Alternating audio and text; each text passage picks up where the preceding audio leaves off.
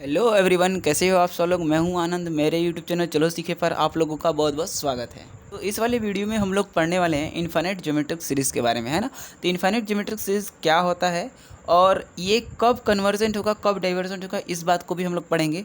और इस बात का प्रूफ भी देखेंगे, है ना। प्रूफ भी देखेंगे कि कब कन्वर्जेंट होगा तो कब कन्वर्जेंट होगा, इस बात का भी प्रूफ देखेंगे। और ये कब डाइवर्जेंट होगा इस बात का भी प्रूफ देखेंगे। और कब ऑसिलेटरी होगा इस बात का भी प्रूफ देखेंगे, है ना। पूरे प्रूफ के साथ बात करेंगे।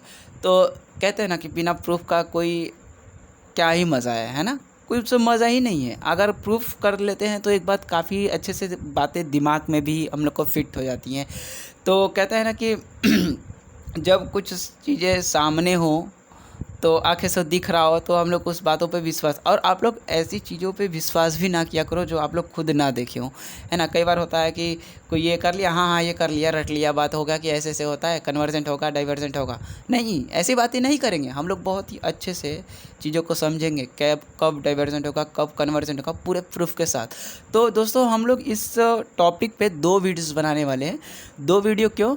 क्योंकि एक तो पहला वीडियो जाएगा डेफिनेशंस के लिए और दूसरा वीडियो कुछ जाएगा कुछ क्वेश्चनों के साथ, है ना। तो चलिए देखिए क्या है कि एक कोई इनफाइनाइट ज्योमेट्रिक सीरीज़ है तो वो कब कन्वर्जेंट होगा, कब डाइवर्जेंट होगा, कब ऑसिलेटरी होगा, तो वो बातें देखते हैं ना।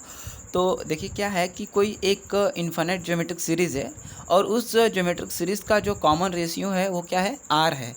तो वो कन्वर्जेंट होगा कब, जब वो आर की जो वैल्यू है ना वो मॉड आर जो होगा लेस देन क्या होगा, 1 होगा। Mod r is less than 1 का क्या कहने का मतलब है कि इसका कहने का मतलब मॉड आर लेस देन 1 होता है मतलब कि जो आर की वैल्यू होगी वो क्या होगी, 1 से छोटी होगी और -1 से क्या होगी, बड़ी होगी। इसका मतलब ये mod r is less than 1 की वैल्यू मतलब यही होता है ना।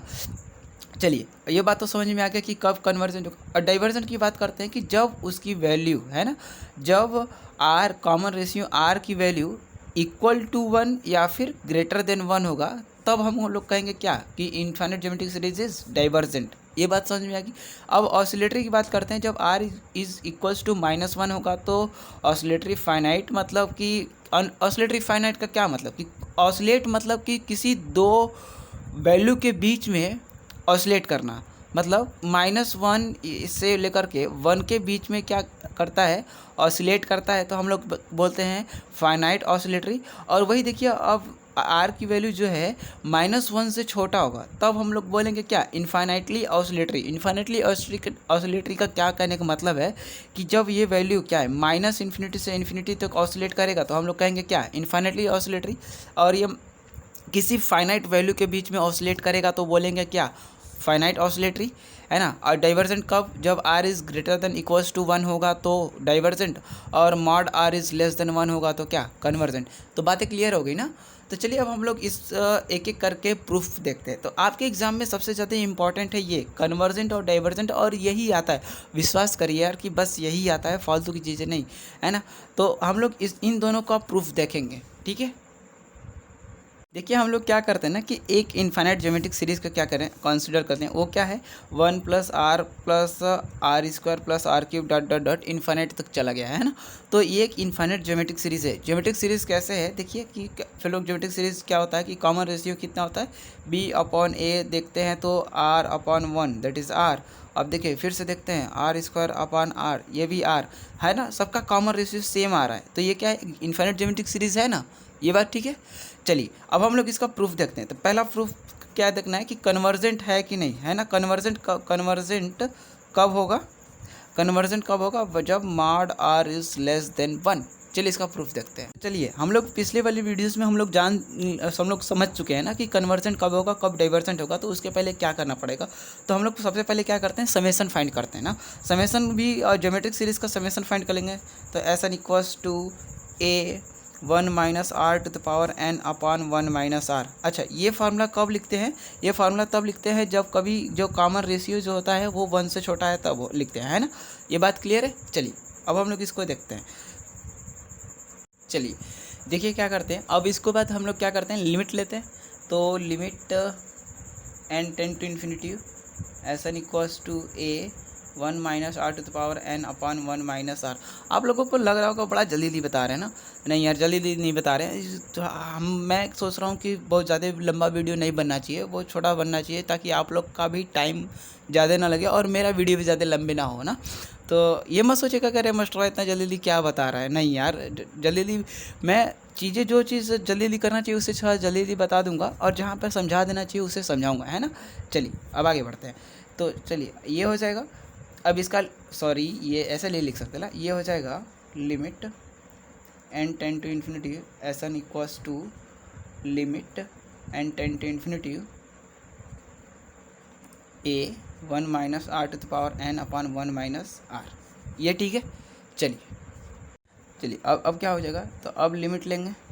लिमिट जब देखिए r ये क्या है, ये r की वैल्यू हम लोग क्या है लेस देन 1 है ना। तो जब वैल्यू लेस देन 1 होता है तो 1 जो वैल्यू वो वैल्यू जिसके पावर में इन्फिनिटी हो लेकिन वो वैल्यू क्या हो 1 से छोटा हो तो वह वैल्यू किसको टेंड करता है 0 को। ये मैंने पिछले वाले वीडियो में बता चुका है, ठीक है। तो इसलिए ये वैल्यू क्या है 0 को टेंड कर जाएगा। और तो ये कितना हो जाएगा a अपॉन 1 माइनस आर, ठीक है। तो ये वैल्यू कितनी हो जाएगी हालांकि ये a जो है वो देखिए पिछले फर्स्ट टर्म क्या है 1 है ना, इसलिए यहाँ पर a की वैल्यू कितनी है 1 अपॉन 1 माइनस आर। ये वैल्यू कितनी limit n tend to infinity s n, है ना। अब ये वैल्यू आई, देखिए ये वैल्यू एक फाइनाइट वैल्यू है ना। ये फाइनाइट वैल्यू कैसे है, देखिए r ये कॉमन रेशियो जो r है ये एक वैल्यू ही है ना, जो लेकिन वैल्यू है जो कि लेस देन 1 है। तो लेस देन 1 मतलब 1/2 हो सकता है ना, 3/4 हो सकता है ऐसा, या -3/4 हो जाए, है ना। क्योंकि ये r की वैल्यू जो कन्वर्जन लिए हैं ये वैल्यू -1 से बड़ा भी है ना। चलिए तो इतनी बात ये समझ में आएगी कि ये कन्वर्जन का ये प्रूफ हो गया, ठीक है। चलिए अब आते हैं नेक्स्ट केस पर, जब r की जो कॉमन रेशियो r की जो वैल्यू है वो greater than r equals to 1 है। तब जब देखिए जब कॉमन रेशियो r की जो वैल्यू है वो 1 से बड़ी होती है तब हम लोग क्या लेते हैं, तब हम लोग का जो इन्फिनिट ज्योमेट्रिक सीरीज़ का जो समेसन होता है वो होता है a r to the power n minus 1 upon r minus 1, है ना। ये फार्मूला होता है, ये फार्मूला होता है आपका। तो अब हम लोग क्या करेंगे, इसी फार्मूला में क्या करेंगे, अब लिमिट ले लेंगे, कन्वर्जन डायमीटर फाइंड कर लेंगे। क्या करते हैं फर्स्ट एन टर्म के सम का क्या करते हैं लिमिट लेते हैं। तो limit n tend to infinity s n equals to, अब इसमें a फर्स्ट टर्म क्या है 1 था ना, तो limit n tend to infinity 1 हो जाएगा, ये 1 r to the power n minus 1 upon r minus 1। देखिए अब ये 1 से वैल्यू बड़ी है ना, 2 ले लेते हैं या 3 4 5, तो इसके पावर इन्फिनिटी कर देगा तो इन्फिनिटी ही आएगा ना। तो 2 के पावर इन्फिनिटी करेंगे इन्फिनिटी, 3 के पावर इन्फिनिटी करेंगे तो क्या इन्फिनिटी, 4 के पावर इन्फिनिटी करेंगे इन्फिनिटी, 10 के पावर इन्फिनिटी करेंगे क्या 10 × 10 × 10 × 10, वैल्यू बढ़ती ही जाएगी ना। तो ये क्या करेगा इन्फिनिटी को टेंड करेगा तो इन्फिनिटी आएगा, है ना। तो इसलिए ये पूरी की पूरी वैल्यू क्या आएगा इन्फिनिटी आएगा। देखिए ये बात भी प्रूफ हो गया कि जब आपका कॉमन रेशियो 1 से ग्रेटर देयर इक्वल्स टू 1 रहता है तो वैल्यू क्या आती है इन्फिनिटी आती है ना। अब आप लोग सोच रहे हैं कि ये 1 हमने ग्रेटर के लिए तो बताया 1 के लिए नहीं बताया तो 1 के लिए भी यही होता है, यही फार्मूला होता है, ठीक है। तो चलिए अब मेरे दोस्तों अब हम लोग मिलते हैं आप लोगों से नेक्स्ट वीडियो में इसके इसी पर कुछ क्वेश्चनों के साथ। जैसा कि हम लोग आप लोगों को बताया है पहले कि इस पे हम लोग 2 वीडियोस बनाएंगे, है ना। तो हम लोग का प्रूफ वाला और डेफिनेशंस वाला पार्ट कंप्लीट हो चुका है। अब हम लोग नेक्स्ट वीडियो में आप लोग से मिलते हैं इसके कुछ क्वेश्चंस के साथ। आप लोग चैनल पर नए हो तो प्लीज़ सब्सक्राइब करना, वीडियो पसंद आई तो लाइक करना, शेयर करना अपने दोस्तों में, ठीक है। यदि आप लोगों को कुछ और वीडियोज़ भी देखना है, मतलब कि कुछ और क्या पढ़ाई से रिलेटेड यार, तो कुछ और वीडियोस कुछ और टॉपिक पे आप लोग को जानना है और ये कितना समझ में आया प्लीज़ कमेंट करिए ना।